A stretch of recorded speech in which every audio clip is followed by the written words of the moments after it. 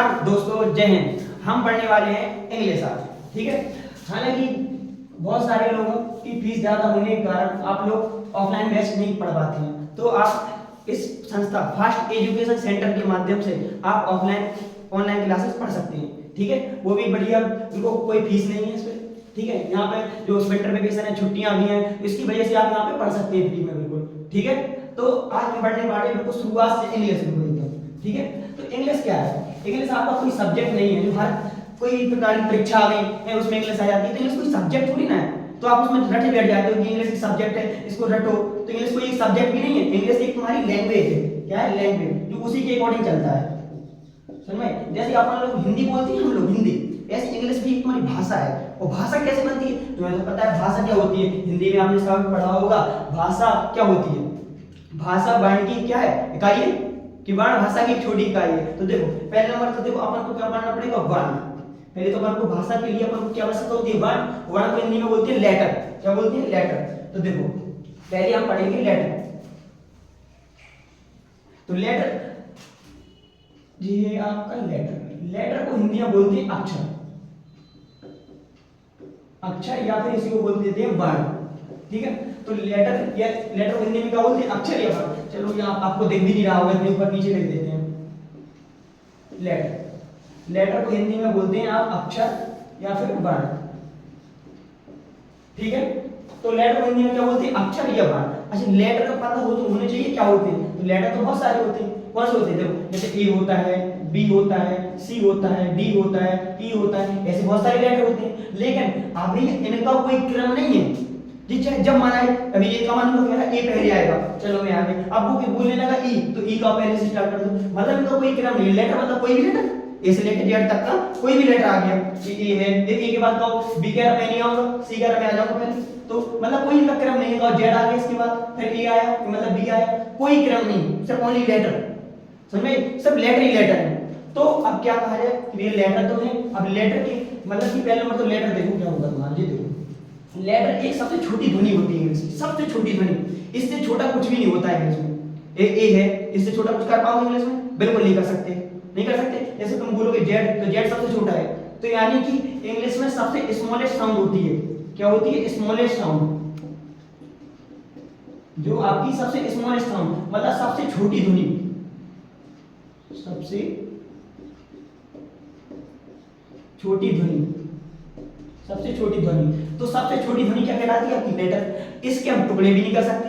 मतलब कि क्या हम जैसे में किसी का नाम लिखना है, जैसे जी लिखा, नाम लिखा है, अनुज लिखा है, जी नाम लिखे हैं, नाम लिखे नहीं लिखे, तो हमें इसको जैसे हमने कहा इसको काट के दिखाओ, अलग अलग कर दो, तो हम इसको अलग कर देंगे, अलग कर देंगे, एन अलग कर देंगे, यू अलग कर देंगे, और जी आपका अलग कर दोगे। कर दोगे अलग कि नहीं कर दोगे? लेकिन जैसे अब ये ई है, क्या ई को भी छोटा कर दोगे? क्या ए को भी अलग कर दोगे? का मतलब इसको हम डिवाइड भी नहीं कर सकते, नहीं कर सकते। तो यानी इसकी इसी से डेफिनेशन ये बन जाती है कि smallest sound which can not divide into many pieces, जिसको हम अन्य टुकड़ों में ना बांट सके, मतलब इसकी और भी टुकड़े ना किए जा सके। Divide can not divide into many pieces, इसको मतलब हम जिसे अन्य टुकड़ों में ना बांट सके वो क्या कहलाता है? लेटर कहलाता है। समझ में आया नहीं आया?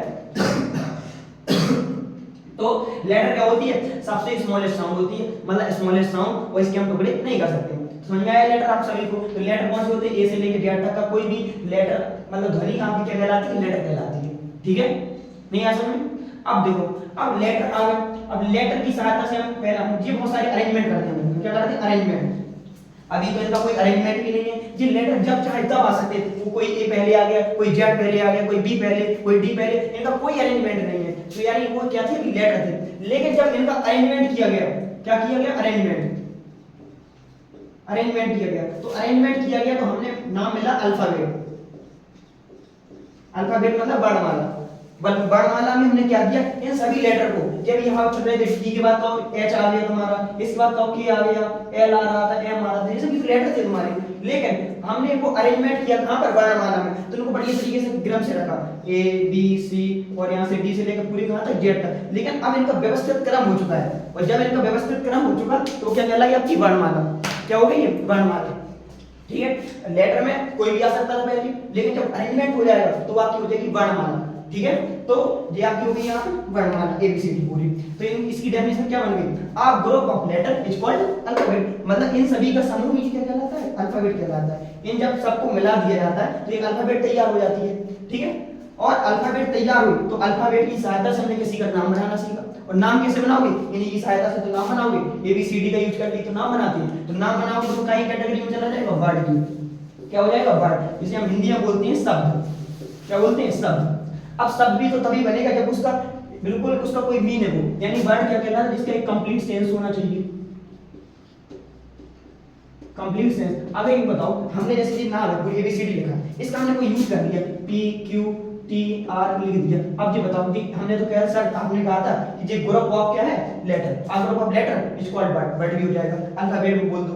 तो ये ग्रुप ऑफ लेटर तो है, लेकिन इसका कोई सेंस है PQTR, किसी का नाम पढ़ना नहीं। जैसे हमने ये लिखा, रमान लिखा, तो ये तो है, ये तो तुम्हारा ग्रुप है लेटर का, लेकिन इसका कोई सेंस है, समझ, यानी कंप्लीट सेंस होना चाहिए उसका, तभी वो वर्ड कहलाता है, ठीक है। यानी जब तक उसका सेंस नहीं होगा वो आपका वर्ड भी नहीं कहलाया जाएगा। और यही आपकी डेफिनेशन सभी में जल्दी लागू होती है, चाहे वो तुम्हारी वर्ड की हो चाहे सेंटेंस की हो। सेंटेंस की आपकी डेफिनेशन में लिखा रहता है, a sentence is a group of words which makes a complete sense, सब में लगा होगा कंप्लीट सेंस, जिसमें कंप्लीट सेंस लगा होता है वही आपकी डेफिनेशन बनेगी। इंग्लिश में कंप्लीट सेंस होना चाहिए, बिना कंप्लीट कोई भी चीज अलाउ नहीं है इंग्लिश में, ना तो उसका रिपीटिशन अलाउ है, ना कभी मतलब किसी चीज का सेंस बिना सेंस का आ जाए, उसका सेंस होना चाहिए और उसका कंप्लीट अर्थ होना चाहिए, तभी वो आपका क्या बनेगा, वर्ड बनेगा या फिर सेंटेंस बनेगा आगे चल के। अच्छा सेंटेंस कब बनेगा, अब देखो अभी हमने क्या बना, ग्रुप ऑफ लेटर से क्या बना, वर्ड, ऐसी ग्रुप ऑफ वर्ड। अब इसी का ग्रुप कर दो वर्ड का तो क्या बन जाएगा तुम्हारा, सेंटेंस बन जाएगा आगे चल के, ठीक है। देखो कैसे,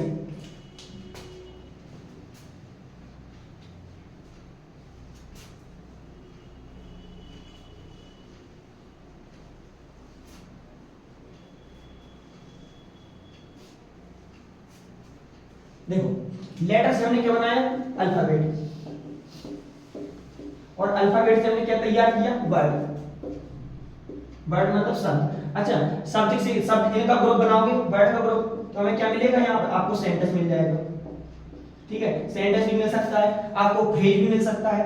फ्रेज जिसे हम बोलते हैं वाक्यांश, वाक्य का छोटा सा अंश होता है उसे बोलते हैं फ्रेज। तो आपसे वर्ड की सहायता से आपको सेंटेंस भी मिलेगा और फ्रेज भी मिलेगा, ठीक है जी। आपको अलग कैटेगरी में जाएगा जब इनका ग्रुप पढ़ाएंगे, ठीक है। लेकिन अभी हमें पढ़ना है वर्ड, वर्ड मतलब शब्द। अब शब्द के रूप में हो सकता है, आप तो ऐसे कोई भी यूज कर देते हैं जो मन में आया बोले, तो वो शब्द नहीं होता है, उसका कंप्लीट सेंस हो, तो शब्द, इसको बोलते हैं हिंदी में शब्द विन्यास। इसी कर दो, parts of speech, parts of speech हम बोलते हैं। आपने सीधे यहीं से पढ़ा होगा पार्ट्स ऑफ स्पीच, निकलता है वर्ड होना चाहिए। तो वर्ड पार्ट्स ऑफ स्पीच में कौन सा होता है, पहला नाउन होता है, दूसरा प्रोनाउन होता है। अच्छा पार्ट्स ऑफ स्पीच को हिंदी बताओ क्या होती है, जल्दी सभी लोग बताना, ठीक है। पहला होता है नाउन तुम्हारा, दूसरा होता है प्रोनाउन। कितने होते हैं पार्ट्स ऑफ स्पीच, 8 होते हैं, पूरे ध्यान रखना। तीसरा क्या होगा, एडजेक्टिव हो जाएगा। चौथा क्या हो जाएगा, एडवर्ब हो जाएगा।